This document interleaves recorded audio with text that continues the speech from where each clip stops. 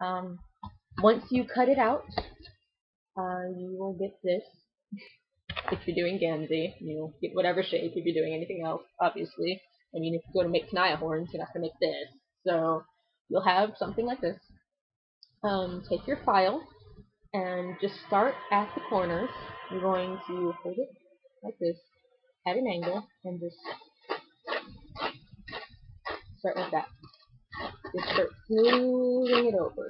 When you curve, you want to roll it through so you don't just flat edge saw through it. That will come up with a very bad result. It'll look like a flat plane. I had that issue with my Tavros horns and it looked terrible. It took a lot to fix once I messed up like that. So roll it with your hand. Make sure that you're rotating the horn. You're not just working on the same spot over and over because that will come up with an awful result. Just keep smoothing out any corners you find. You want it to come out really round because horns are round. They are not flat, square, cornered, awful messes. So keep filing, keep filing. You don't want the same surface that you had when you started. You don't want any of this top layer when you get done. You don't want this to be flat at all. You want it to be totally rounded off. You'll get something round and nice and smooth like this. Then you move on to actually finishing it. Before you finish, double check that you have the shape you want. You do not want them to be asymmetrical after you finish because that will be a pain to work with. I had that problem with this, but the great thing about styrofoam is you can still shape it after it's done. It's not to the point where it'll break if you squeeze. I mean, I've been squeezing on it and it's not even cracking. But if you pinpoint with your thumb and just press, you can shape little bumps that you don't like. You can form it a little bit, push down any part that you don't like. Yeah, and you can make sure that they match. You definitely want them to match. You don't want like one short horn, one tall horn, one tall horn. That would be awful. So check to make sure they're symmetrical before you finish. Maybe step away from it and come back. It's like do whatever to be sure that you have your shape. You just want to be absolutely positive. Once you move on to actually finishing, you're gonna take your glue stick. I don't have one on me right now. I'm not gonna lie. I just did my Tavros horns, and they took way more glue than I thought they were going to, just because one end of the horn broke off. So I had to use the glue. Actually, I have it right here. I used glue stick glue. I scooped it out of the little ring that they put it in, and I shaped most of this tip of this horn. Most of this is glue stick glue. So that's another great use of it. Another advantage to using it over a liquid is you can shape any broken parts, and you don't have to recarve everything, because that was a pain before I thought to use the glue stick glue. Um, and it's as solid as the styrofoam. I mean, you can't tell, but all of this is glue stick glue, and it's not really budging under any pressure. It's working great. So once you actually have it all done, just pop the cap off the glue and start going over it flat. Make sure not to hold it at an angle unless you're going over a hole. If you get a hole or like a little chunk breaks off, hold it at an angle and roll your hand and the glue will come off, or better yet, take your finger and scoop the glue out and press it into the hole, and you can shape the glue over it and fill it in.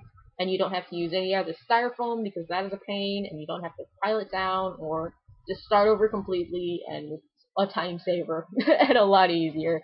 And do not use clay, whatever you do, because then you'll have a difference in weight and it'll be awful.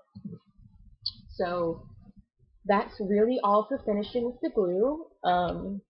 Try to get an even coat. Don't use more in one place. Obviously, you don't put a huge blob here and have a little bit over here. You don't want any styrofoam showing by the time you're done, but for Tavros, the glue's already dry, but I didn't have everything covered, and it still came out pretty much the way I wanted. It's going to be a little rougher if you don't finish all of it, but just try to make sure your coat's even and it won't look too bad. After that is painting. I don't need to show you how to paint. I'm sure you can hold a paintbrush. I only have a couple tips for painting.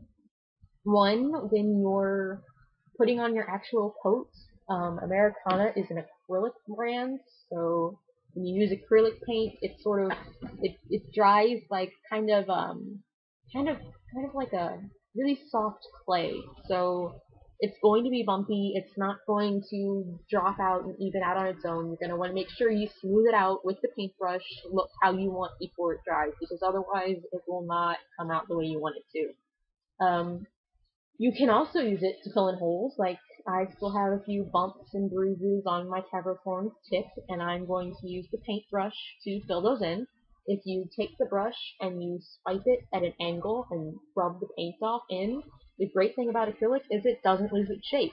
So you can smooth it over and fill in holes with it, but don't use it for huge chunks. Do the glue method with huge chunks. You only want to use the paint for a little bit, otherwise it won't um, be as sturdy as anything else.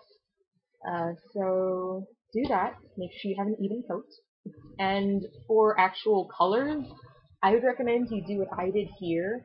Use the yellow here and the red here, because that way you can do jack all whatever with the ends of both of these colors, and then when you go back in and mix your oranges with your yellows and paint around, you will get even edges and you won't have to fuss over all these little details in the first case with the color.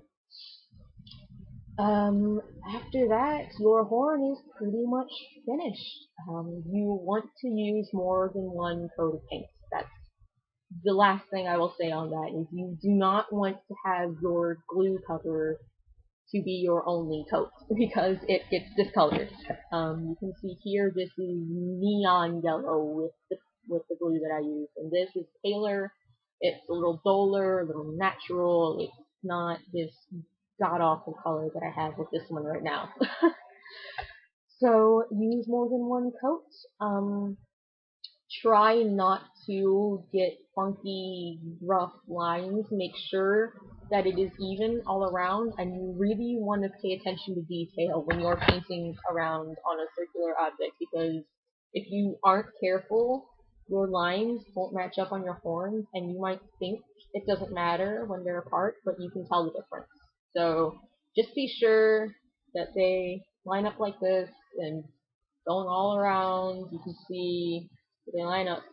I can figure out how hands work. You can see they line up. I was extra careful to make sure my edges aren't too rough. Just be careful. That's the main tip I have with painting, is really pay attention to detail or it won't come out good. And that is it. That is how you go from this to this. If you have any questions, feel free to ask. I will answer immediately.